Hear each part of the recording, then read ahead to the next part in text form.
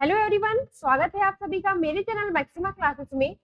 पिछली कुछ क्लासेस में हमने 15 मार्च 2023 के शिफ्ट 1 के मैथ्स के सारे क्वेश्चन सॉल्व कर चुके हैं। आज हम शुरू करेंगे 15 मार्च 2023 के ही शिफ्ट 2 के मैथ्स के क्वेश्चन सॉल्व करना स्टार्ट करेंगे आज से। ये क्वेश्चन आपकी वनरक्षक की तैयारी के लिए भी उपयोगी है, इसलिए आप कोशिश करें कि सारे मैथ्स के क्वेश्चन यहाँ से प्रैक्टिस करें। शुरू करते हैं पहले क्वेश्चन से। क्वेश्चन है, read the following bar diagram carefully to answer the questions given below. Marks obtained by the 5 students in different subjects, maths, English and science in an examination.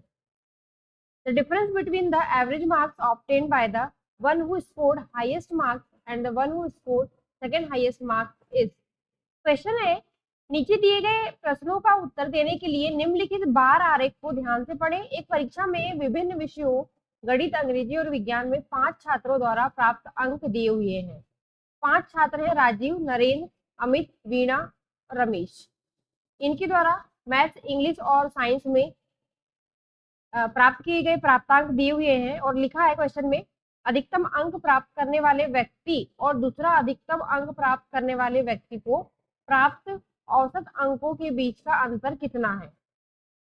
अधिकतम अंक प्राप्त करने में अधिकतम अंक प्राप्त किया मीन्स ये तीनों सब्जेक्ट में ऐड करके जिसने अधिकतम अंक प्राप्त किए हैं वो, और दूसरा अधिकतम जो सेकंड हाईएस्ट मार्क्स जिसके आए हैं वो, उन दोनों के मार्क्स के औसत अंकों के बीच का अंतर निकालना है। राइट, सॉल्व करते हैं इसको। हम क्या करेंगे, अधिकतम अंक निकालने के लिए हमें क्या करना पड़ेगा, सारे छात्रों के सारे नंबर्स ऐड करने पड़ेंगे, तभी हमें पता चलेगा कि अधिकतम अंक किसके आए हैं। तो हम ऐड करते हैं। सबसे पहले राजीव का लेते हैं। राजीव के कितने मार्क्स आए, 78 आए हैं। 42, 78 और 42 कितना हो जाएगा, 80 और 4 120, और 120 और 72 192 नंबर हो गए। इसके ऐड करेंगे तो कितने मिल रहे हैं, टोटल मार्क्स कितने मिल रहे हैं इसके, 192। इसको ऐड करते हैं, 80 है और 68 है और 44 है। ठीक है, तो 8 4 12, 2 बचा 1 और 8 6 14, 14 4 18 और 1 19।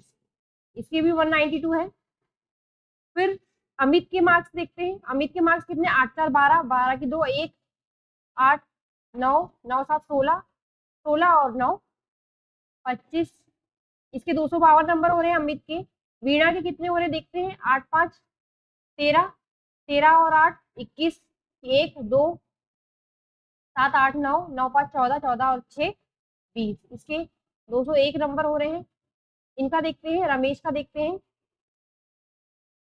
रमेश का देख लेते हैं, 4 5 6 और इनके हो गए 8 और 6 5 11, 11 और 9 20। इनके नंबर हो रहे हैं 208। तो यहाँ पे हाईएस्ट मार्क्स किसके हैं, हाईएस्ट हम देख पा रहे हैं कि 252 नंबर हाईएस्ट किसके हैं, अमित के। अमित की सबसे हाईएस्ट नंबर है 252 और सेकंड हाईएस्ट किसके हैं, सेकंड हाईएस्ट है रमेश की। सेकंड हाईएस्ट मार्क्स किसके हैं, रमेश के। तो हमें बाकी स्टूडेंट्स के मार्क्स से अब कोई मतलब नहीं है, हमें सिर्फ अमित और रमेश की मार्क्स से मतलब है। ठीक है, तो क्या लिखा है, अधिकतम अंक जिसके हैं, अधिकतम अंक प्राप्त करने वाले व्यक्ति और दूसरा अधिकतम अंक प्राप्त करने वाले व्यक्ति के प्राप्त औसत अंकों के बीच का अंतर निकालना। औसत अंक कितने, तो अमित के औसत अंक कितने हैं निकालते हैं पहले। टोटल उसके 252 नंबर है, तो औसत कितना हो जाएगा, डिवाइडेड बाय 3। तो ये कितना हो जाएगा, 3 8 24 और 3 4 12। उसी तरह रमेश के औसत नंबर कितने हो जाएंगे, डिवाइडेड बाय 3, ये हो जाएगा 3 6 18, 3 9 27।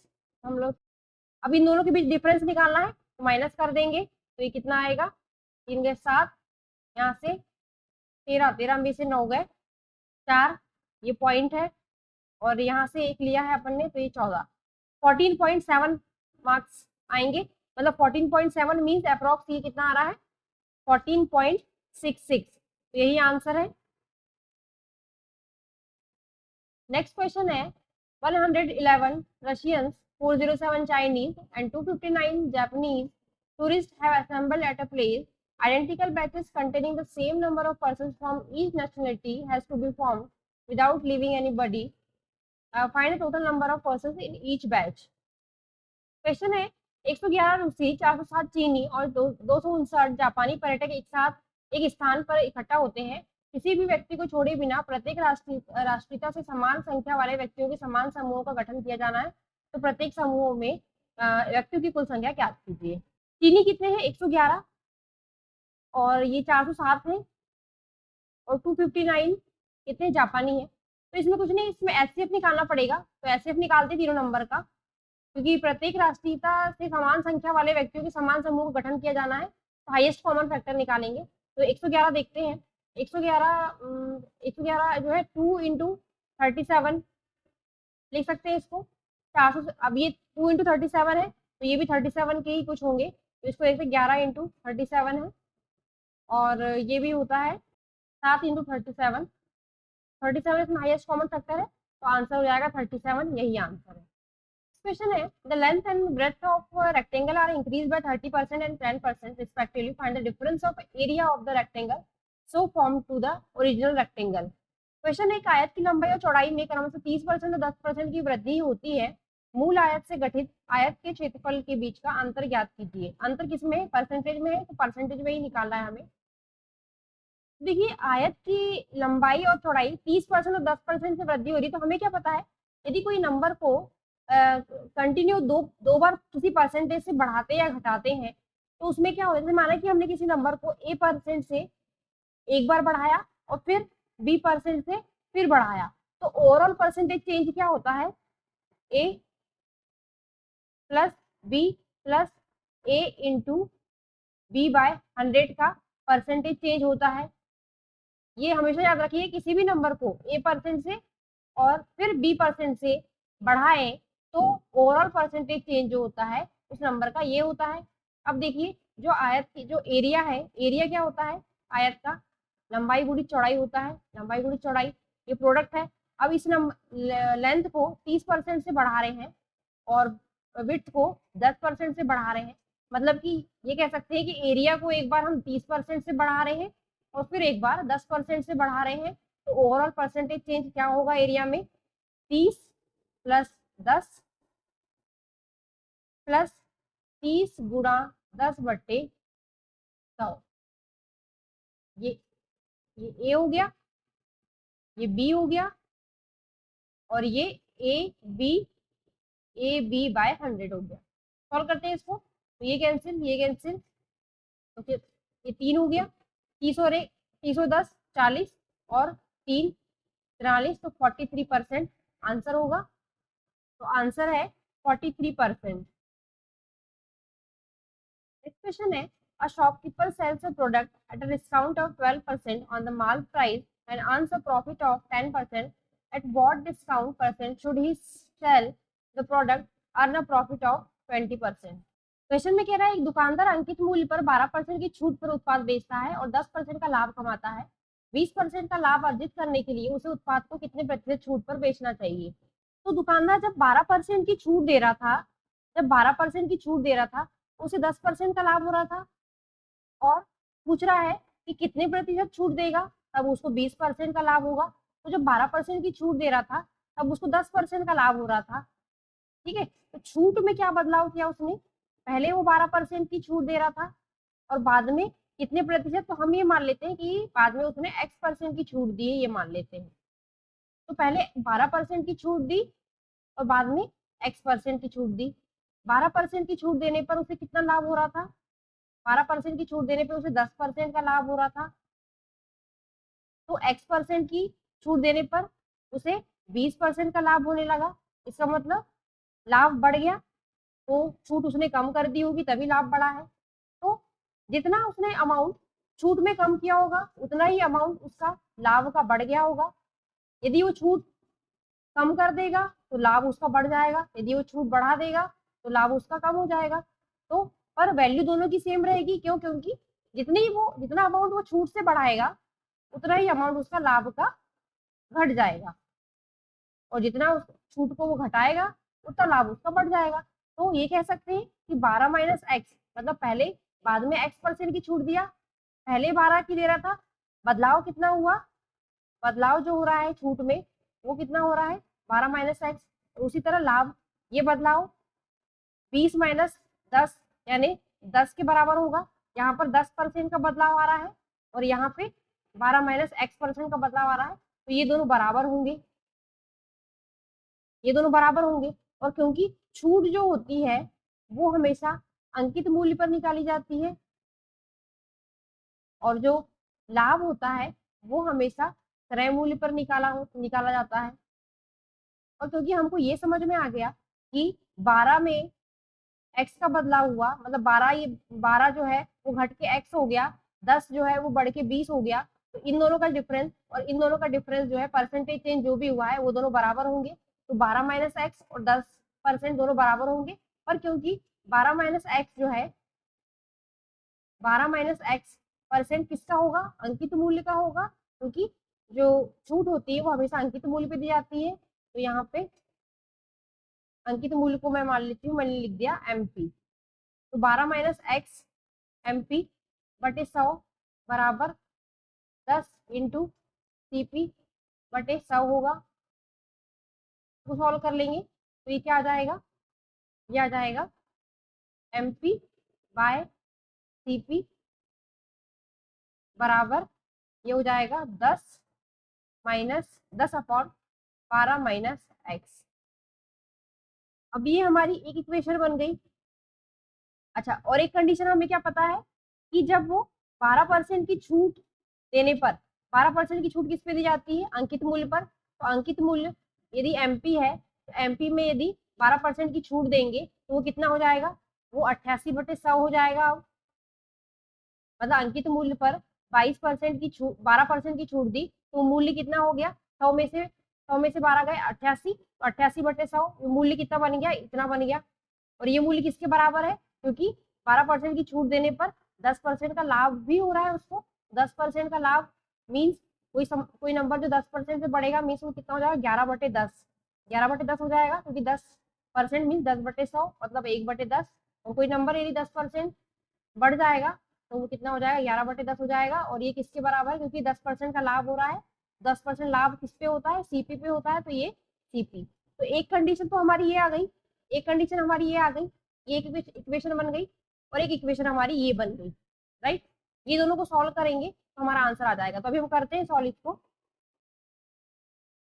यहाँ से MP बाय CP कितना आ रहा है, देखो ये 0 से 0 कैंसिल हो गए, ये 11 8 88 हो गया और ये 2 चौ 8 2 पंचे 10। तो यहाँ पर MP बाय CP बराबर यहाँ पर कितना हो रहा है, ये MP है, ये CP है, ये इस तरफ जाएगा और ये 5 इधर आएगा, ये 4 नीचे जाएगा, तो ये कितना हो गया, 5/4। तो ये एक MP बाय CP 5/4 आ गया और ये एक MP by CP 10/12 minus x है। इन दोनों को बराबर रख देंगे तो 5/4 बराबर 10/12 माइनस एक्स। इसको सॉल्व करते हैं तो ये कितना हो जाएगा, ये हो गया 5 दूनी 10, 12x बराबर हो गया 4 दूनी 8। तो x की वैल्यू कितनी आ गई, x की वैल्यू आ जाएगी 4। तो आंसर कितना हो गया, 4%। ये अपना आंसर हो गया। नेक्स्ट क्वेश्चन है, the following table shows the number of persons with different salary intervals in 5 different companies ABCDE. What is the ratio of number of men whose salary is between 31,000 and 50,000 from the company B and D to number of women whose salary is between rupees 26,000 and rupees 40,000 from the company B and D? निम्न तालिका में 5 अलग अलग कंपनियां ABCDE में अलग अलग वेतन अंतराल वाले व्यक्तियों की संख्या को दर्शाया है। ABCD 5 कंपनियां हैं, इसमें अलग अलग इंटरवल में मीन्स जो सैलरी का इंटरवल है उसमें कितने कितने पुरुष उस सैलरी इंटरवल में काम कर रहे हैं, उनकी संख्या दी है अलग अलग 5 कंपनियों में। पूछा है कंपनी B और D से उन पुरुषों की संख्या जिनका वेतन 21,000 से 50,000 के बीच में है का अनुपात कंपनी B और D से उन महिलाओं की संख्या से जिनका वेतन 26,000 और 40,000 के बीच में है क्या है। रेशियो पूछा है, तो कंपनी बी है, कंपनी डी है, राइट। तो कंपनी बी और डी से उन पुरुषों की संख्या जिनका वेतन 21,000 से 50,000 के बीच में है। तो अभी हम देखते हैं, पहले तो बी और डी कंपनी ढूंढते हैं। बी और डी कंपनी कौन सी है, बी ये है और ये डी है। इसमें जिनका वेतन 21 से 50 के बीच में है, 21 से 50, देखो 21 से 35 वाला इंटरवल ये है, पर हमें क्या कहा है 21 से 50,000 के बीच में, तो 21 से 50 मतलब यहाँ तक आ गया पूरा, मतलब इस पूरे इंटरवल में जितने पुरुष बी और डी में काम कर रहे हैं उनकी संख्या निकालनी होगी। तो अब हम देखते हैं बी कंपनी में 21 से 35 में कितने काम कर रहे हैं, 16, 36 से 40 में 42 कर रहे हैं, 41 से 45 में 11 कर रहे हैं और ये कर रहे हैं 6। इन पूरे पुरुषों को जोड़ देंगे हम तो कितना हो जाएगा 11 6 17 18 19 और ये हो जाएगा 59 59 और 6 हो गए 65 और ये हो गया 75 75 हो गया ये। अब वहीं पर डी में निकालते हैं, डी में इस इंटरवल में निकालते हैं तो ये हो जाएगा यहाँ पर 19 पुरुष है, यहाँ पर 20 पुरुष है, यहाँ पर 16 पुरुष है और यहाँ पे है 5 पुरुष। इनको टोटल निकालते हैं कितना हो जाएगा ये 16 और 5 21, 21 और 20 41, 41 और 9 50 और एक हो गया 60। इन दोनों को ऐड कर देंगे, दोनों को ऐड कर देंगे तो कितना आएगा 5 और 7 और 6 13। अच्छा अब इसका अनुपात किससे निकालना है, कंपनी बी और डी में ही उन महिलाओं की संख्या से जिनका वेतन 26,000 से 40,000 के बीच में है। तो अब हम देखते हैं बी और डी में, अब बी और डी में ही महिलाएं देखते हैं, ठीक है, महिलाएं कौन सी 26,000 से लेके, देखो क्या लिखा है 26,000 से लेके 40,000 के बीच में काम करने वाली महिलाएं, तो 26 से यहाँ चालू हुआ है और खत्म हुआ है यहाँ पे, तो इस इंटरवल में जो महिलाएं काम कर रही है वो उसका नंबर हम निकालेंगे। तो यहाँ महिलाएं कितनी है 8 है, यहाँ पर है 9 और यहाँ पर है 20। उसी तरह डी में देख लेते हैं, यहाँ पर 24 महिलाएं हैं, यहाँ 24 महिलाएं हैं और यहाँ पर 12 महिलाएं। तो महिलाओं की संख्या जोड़ लेते हैं, तो देखिए बी में कितनी महिलाएं हैं जोड़ लेते हैं पहले बी में, ये हुई 8 9 8 17, 17 और 20 37 हो गया, 37 हाँ ठीक है 37 ही आ गया, 37 बी में है। और डी में महिलाएं कितनी है, तो ये हो गया 24, 24 4 28 38 40 40 और 50, ये हो गया 50। इन दोनों को जोड़ेंगे कितना आएगा 87।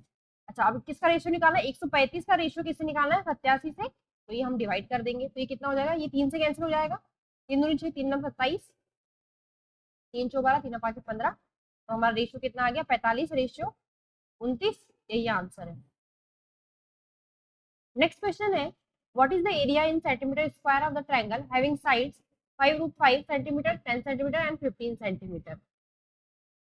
उस त्रिभुज का क्षेत्रफल वर्ग सेंटीमीटर में निकालिए जिसकी भुजा 5√5 है 10 है और 15 है। अब हम क्या करेंगे, ये साइड्स से क्या हमें लगेगा यार हमको ये रोज फॉर्मूला लगाना है इसमें, पर आप ध्यान से देखेंगे अगर तो आपको ये दिख रहा होगा कि जो साइड्स है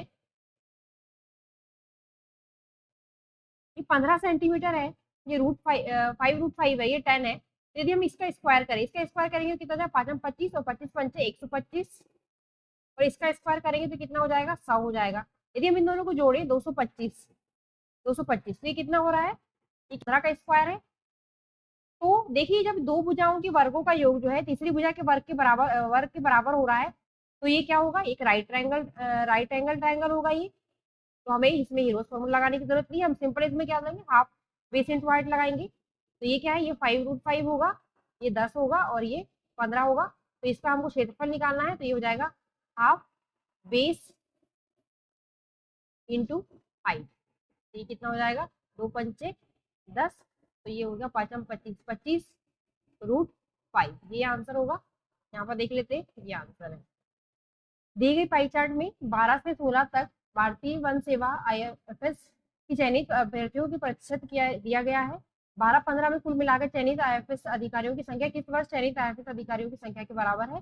देखिए इसमें आपत्ति दर्ज की जा चुकी है इस क्वेश्चन में, ये क्वेश्चन का आंसर ये 2014 गलत दिया, मैं बता रही हूँ क्या लिखा है। हमको ये ओरिजिनल संख्या की जरूरत नहीं, चयनित अभ्यर्थियों की कुल संख्या की जरूरत नहीं है हमें पूछा है कि किन 2 वर्षों की 12 और 15 में 12-15 देखेंगे यदि तो 12 में 20% है और 15 में कितना है, 15 में है 10%, टोटल कितना हो रहा है 30%। तो इन दोनों को मिलाकर चयनित IFS अधिकारियों की संख्या किस वर्ष चयनित IFS अधिकारियों की संख्या के बराबर है पूछा है। तो हमें अलग अलग परसेंटेज नहीं निकालना, हम ऐड कर लेंगे 30% है और जो भी 30% होगा, यहाँ पर 30% किसके बराबर है 2016 में, तो ये जो है 12 और 15 के कुल चयनित आईपीएस अधिकारियों की संख्या किसके बराबर होगी, 2016 में चयनित अधिकारियों के बराबर होगी। तो आंसर इसका हो जाएगा 2016। ये गलत है आंसर, आंसर इसका 2016 है। नेक्स्ट क्वेश्चन है, find the mode of the following data. Data दिया हुआ है और इसकी फ्रीक्वेंसी दी हुई है, डेटा दिया हुआ है उसकी फ्रीक्वेंसी दी हुई है और इसमें मोड निकालना है। प्रेषण का बहुलक क्या है पूछा है। तो देखिए ये है नंबर्स है और इनकी ये फ्रीक्वेंसी दी हुई है। तो मोड या बहुलक वही होता है जिसकी सबसे ज्यादा फ्रीक्वेंसी होती है, वही मोड होता है। तो यहाँ पर देखिएगा किस नंबर की सबसे ज्यादा फ्रीक्वेंसी है, तो हम देखें यहाँ पे, तो सबसे ज्यादा फ्रीक्वेंसी 16 है, जो किसकी है 7 की है। तो इसका आंसर जो हो जाएगा वो 7 हो जाएगा। 7 ही जो है इसका मोड है, ये आंसर हो गया इसका। नेक्स्ट क्वेश्चन है, tickets are numbered from 1 to 15 are mixed up and 3 tickets are drawn at random. Find the probability that the number on the tickets is divisible by 3 or 4. 1 से 15 तक अंकित टिकटों को मिलाया जाता है और 3 टिकट यादृच्छिक रूप से खींचे जाते हैं। इसकी प्रायिकता क्या होगी कि टिकट का अंकित मूल्य 3 या 4 से विभाज्य हो। तो देखिए 1 से 15 तक जो नंबर है उसमें से सारे टिकट में 1 से 15 तक नंबर लिखा है, उसमें 3 टिकट निकाली जा रही है और पूछा है कि 3 या 4 से विभाज्य होने की प्रायिकता क्या होगी, या पूछा है, मतलब वो भी हो सकता है वो भी हो सकता है। ठीक है, तो 1 से 15 तक 3 से विभाजित नंबर निकालते हैं पहले हम और 4 से निकालते हैं। ठीक है, तो 1 से 15 तक 3 से विभाजित संख्या कौन सी होगी, 3, 3 दूनी 6, 3 तिया 9 और 3 चौ 12 और 3 पाँच 15 होगी। और 4 से विभाजित संख्या कौन सी हो जाएगी, 4, 4 दूनी 8, 4 तिया 12 और बस इतनी 3 ही संख्या होगी। तो अब देखिए 12 जो है रिपीट हो रहा है, तो 3 या 4 से विभाजित संख्या टोटल कितनी हो जाएगी, या तो 3 से हो या तो 4 से विभाजित संख्या कितनी हो जाएगी, एक, ये हो जाएगी 1, 2, 3, 4, 5, 6 और 7। 12 दो बार है इसलिए इसको काउंट एक ही बार करेंगे, तो टोटल 7। तो फेवरेबल आउटकम्स कितने हो गए, मतलब कि 3 या 4 से विभाजित संख्या कितनी हो गई, 7 हो गई। अब कह रहा है कि 3 टिकट जो है यादृच्छिक रूप से निकाले जा रहे हैं और उसको 7 में से 3 आए और टोटल आउटकम्स कितने हो जाएंगे, 15 में से 3 आए। तो यही आंसर है, इसको सॉल्व कर लेंगे। ये हो जाएगा 7 अपॉन 7 में से 3 गए 4, ये हो गया अपॉन 15, 12 और ये हो गया 3। तो सॉल्व करते हैं तो ये हो जाएगा, ये 4, 5 और 7, ये हो रहा है 5, 6 और 7। ठीक है, और ये हो जाएंगे 2 गुणा 3। तो ऊपर वाले को सॉल्व कर रहे हैं पहले, तो ये हो जाएगा 3 दूनी 6 कैंसिल हो गया, ऊपर कितना आ गया 35 आ गया। अब नीचे का सॉल्व करते हैं, तो नीचे हो रहा है ये 12, 13, 14 और ये 15 और ये हो जाएगा 3 दूनी 2 गुणा 3, 3 पाँचे 15 और ये हो गया 2 साते 14, तो 5 साते 35, मतलब ये ऊपर आ गया है 35 और नीचे आ रहा है अपना, नीचे ये आ रहा है, देखिए देखिए यहाँ पर देखिए 13 है और ये 7 है, 13 है 7 और 5 है, तो ये हो जाएगा 13, 7 5 35, 35 से 35 कैंसिल हो गया, तो आंसर कितना आ रहा है 1/13। यही आंसर है 1/13।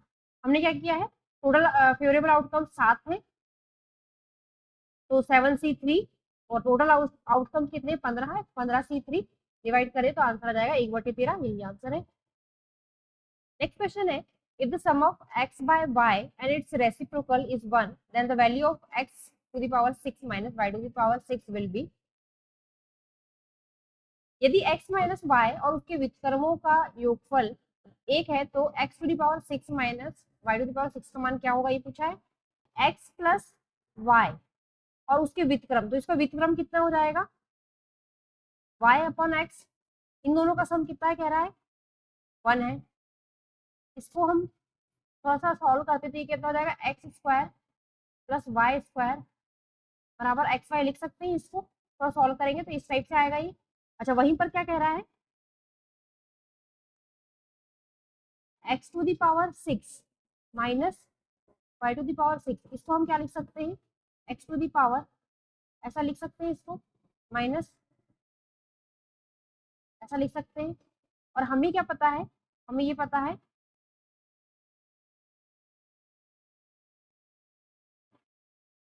कि a cube minus b cube is equal to क्या होता है, a minus b a square plus a b plus b square होता है। तो इसको इसी टाइप से लिख देंगे। ये क्या हो जाएगा, ये पूरा ए है, ये पूरा बी है, तो ये क्या हो जाएगा, x square minus y square, इससे कंपेयर कीजिए ये हो जाएगा इनटू में x to the power 4 plus x square y square plus y to the power 4, ये हो जाएगा ऐसा। अच्छा, वहीं पर ये वाली इक्वेशन को सॉल्व कर लेते हैं। ये वाली इक्वेशन यदि इसको देखें हम, यदि इसका स्क्वायर करें हम, तो क्या मिलेगा हमको, x to the power 4 plus y to the power 4 plus 2x square y square बराबर एक्स स्क्वायर वाई स्क्वायर, ऐसा हो जाएगा ये। अब इसको और सॉल्व करेंगे तो ये 2x स्क्वायर में से ये माइनस हो जाएगा, तो ये हो जाएगा x to the power 4 plus y to the power 4 plus x square y square बराबर 0 हो जाएगा। तो अब देखिए ये जो इक्वेशन है ये वाली, इसका मान क्या है, 0 है। और यदि हम इस इक्वेशन को यहाँ पर देखें तो इसका मान भी 0 हो जाएगा, इसका मान भी 0 हो जाएगा। तो इसका क्या मतलब हुआ कि इस पूरे की वैल्यू कितनी आ जाएगी, 0 हो जाएगी। तो 0 ही आंसर है हमारा, इसकी वैल्यू हो जाएगी 0। X to the power 6 minus y to the power 6 की वैल्यू होगी 0, आंसर है ए 0। नेक्स्ट क्वेश्चन है, in a class of 35 students and 6 teachers, each student got toffees that are 20% of total number of students and each teacher got toffee that are 40% of total number of students. How many toffees were there? 35 छात्रों और 6 अध्यापकों की एक कक्षा में प्रत्येक छात्र को छात्रों की कुल संख्या का 20% टॉफी और प्रत्येक अध्यापक को छात्रों की कुल संख्या की 40% टॉफी मिलती है, तो कुल कितनी टॉफी है। देखो 35 छात्र हैं, 35 छात्र हैं और 6 अध्यापक है, ठीक है, 35 छात्र और 6 अध्यापक है। अब क्या कह रहा है कि प्रत्येक छात्र को, प्रत्येक छात्र मीन्स 35 छात्र टोटल, प्रत्येक छात्र को छात्रों की कुल संख्या का 20%, 20% मीन्स कितना होता है, 1/5 होता है। 1/5 किसका, 20%, छात्रों की कुल संख्या का 20%, छात्रों की कुल संख्या का 20% मीन्स 1/5 किसका, 35 का। तो प्रत्येक छात्र को 35 का 20% टॉफी मिलती है, छात्रों की कुल संख्या का 20%, क्या कहें कि छात्रों की कुल संख्या का 1/5वां भाग जो है उतनी टॉफी मिलती है हर छात्र को। और प्रत्येक अध्यापक को, अध्यापक कितने हैं, अध्यापक 6 हैं, प्रत्येक अध्यापक को कितनी मिल रही है टॉफी, छात्रों की कुल संख्या का 40% मिल रही है। 40% मीन्स 4/10, 40% मीन्स 40/100, या बोल सकते हैं 4/10। 4/10 किसका, अध्यापकों को छात्रों की कुल संख्या का 40%, छात्रों की कुल संख्या फिर कितनी है, 35 ही है। तो और अध्यापक कितने, 6, टोटल टॉफी कितनी हो गई, जो अध्यापकों में बटी है वो इतनी हो गई और जो बच्चों में बटी है टॉफी वो इतनी हो गई, दोनों को प्लस कर देंगे तो टोटल टॉफी की संख्या आ जाएगी। सॉल्व करते हैं इसको, तो देखिए ये तो 5 7 से 35 हो गया है, ये 35 गुणा 7 हो गया, प्लस इस तरफ आते हैं ये हो जाएगा 5 दूनी 10, 5 7 से 35 और ये हो गया 2 दूनी 4, तो ये कितना हो गया, 6 दूनी 12 गुणा 7, 7 कॉमन ले लेते हैं और यहाँ पर 5 6 7, तो देखो ये 5 और ये 2 7 और 7 का गुणा हो रहा है, तो यहाँ पर ये समझ में आ रहा है कि गुणा करने पर लास्ट में 9 आएगा। तो यहाँ पर एक ही ऑप्शन ऐसा जिसमें लास्ट में 9 आ रहा है, तो अपना आंसर हो जाएगा 329, ये आंसर हो गया हमारा। नेक्स्ट क्वेश्चन है, Pranav made the decision to give up 20% of his salary to a temple. On the day of contribution he changed his mind and donated rupees 7,000, which was 70% what he had committed earlier. What is Pranav's salary approximately? Pranav ने अपने वेतन का 20% मंदिर को देने का फैसला किया। दान के दिन उसने अपना विचार बदल लिया और 7,000 रुपए दान किए। जो कि उसके पहले किए गए संकल्प का 70% था। मीन्स ऑब्वियस उसने कम दिया, पहले पहले उसने ज्यादा दान देने का किया था, नियत बदल गई, 70% ही दान दिया उसने। तो प्रणव का वेतन लगभग क्या है ये पूछा है। तो पहले पहले 20% देने का फैसला किया था उसने, तो माना कि उसका वेतन जो है एक्स है, तो एक्स का 20% मीन्स पहले उसने एक्स बटे 5 इतना पार्ट जो है उसने देने का सोचा था, दान देने का। पर बाद में उसने कितना दान किया, 70,000, जो कि उसके पहले किए गए संकल्प का 70% था। तो 70% मीन्स 7/10। पहले कितना संकल्प किया था, इतना, 20% मीन्स 1/5। पहले इतना देने का संकल्प किया था, बाद में उसने इसका सिर्फ 70% ही डोनेट किया। 70% मीन्स 7/10 ही डोनेट किया, और जो कि कितने के बराबर है, 7,000 के बराबर है। इसको सॉल्व कर लेंगे तो इसके वेतन आ जाएगा। तो ये देखिए यहाँ पे ये हो गया, सब उस तरफ लेके जाते हैं, यहाँ से 7 से ये कैंसिल हो जाएगा एक बार, तो यहाँ पर ये इतने हो गए, और ये इस तरफ आएगा यहाँ पर, तो 10×5 = 50 ये हो गए। तो उसकी सैलरी कितनी हुई, 50, और 3 0 ये और हो गए। तो उसकी सैलरी कितनी है, 50,000। ये आंसर है उसका, 50,000 सैलरी है उसकी। नेक्स्ट क्वेश्चन है, in the illustration immediately next the circus circumference AC and chord ED are parallel. What is the value of DEC if CBE is equal to 65? ये 65 है, 65 डिग्री है, 650 नहीं, 65 डिग्री है, राइट। क्या है इसमें, तो वृत्त की परिधि AC और वृत्त की परिधि, वृत्त की परिधि, परिधि नहीं है एक्चुअली। अच्छा, ये AC जो है ये किसके पैरेलल है बोल रहा है, ये AC, ये जो है ये किसके पैरेलल है, ईडी के समानांतर है, ये जीवा ईडी के समानांतर है। अच्छा, और क्या बोला है, यदि सीबीई 665 डिग्री है, सीबीई देखते हैं, ये सी है, ये बी है, और ये ई है। सी बी और ई, ये किसके बराबर है, ये है 65 डिग्री है। तो डीईसी का मान क्या है, डीईसी मीन्स ये इसका मान पूछा है, हम ये मान लेते हैं कि ये ए है, ठीक है, ये ए है मान लेते हैं। अच्छा, अब हमें क्या दिया हुआ है कि एसी जो है, ये वाला जो है एसी जो है वो ईडी की पैरेलल है। तो ये दोनों पैरेलल है, तो यदि ये एंगल ए है तो ये भी ए होगा, अल्टरनेट एंगल, ये ए है तो ये भी ए होगा। अच्छा, और एक चीज ध्यान से देखें, यदि हम ये ए है तो ये भी ए होगा, क्यों, क्योंकि एसी और ईडी जो है पैरेलल है, और इसकी वैल्यू हमें पता करना है, हमने ए एज्यूम किया है, ये ए है तो ये भी ए होगा। और एक चीज और देखते हैं, यदि हम इसको मिला दें ऐसे, ये वाले को, तो यहाँ क्या देखेंगे कि देखिए ये वाला जो पार्ट है, हम जानते हैं कि ये एक जीवा जो है वो सरकमफेरेंस में कहीं भी जो एंगल बनाएगी वो बराबर एंगल बनाएगी। तो यदि ये ए है तो ये भी ए होगा, ये भी ए होगा। यदि ये ए है तो ये भी ए होगा। कैसे, ये कॉर्ड है और ये बराबर एंगल बनाती है, तो ये यहाँ पे ए बनाएगी, तो यहाँ पर भी ए बनाएगी, तो ये भी ए होगा।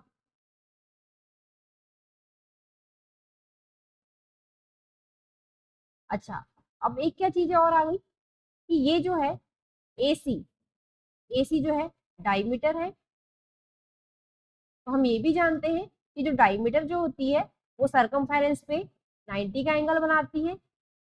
तो angle A B C 90 degree होगा, क्यों, क्योंकि जो एसी है, एसी जो है वो डायमीटर है, और वो सरकमफेरेंस पे 90 का एंगल बनाती है, परिधि पे 90 का एंगल बनाती है। तो हम जानते हैं कि एंगल ए बी सी क्या है, क्लियर दिख रहा है इमेज में कि एंगल ए बी सी जो है वो ए प्लस 65 है, क्योंकि ये 65 है और ये ए हम निकाल चुके हैं।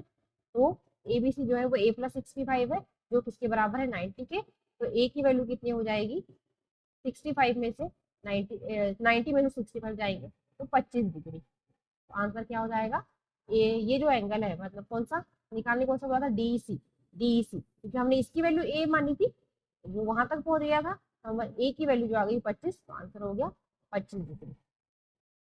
बाकी क्वेश्चन हम नेक्स्ट क्लास में करेंगे। Thank you.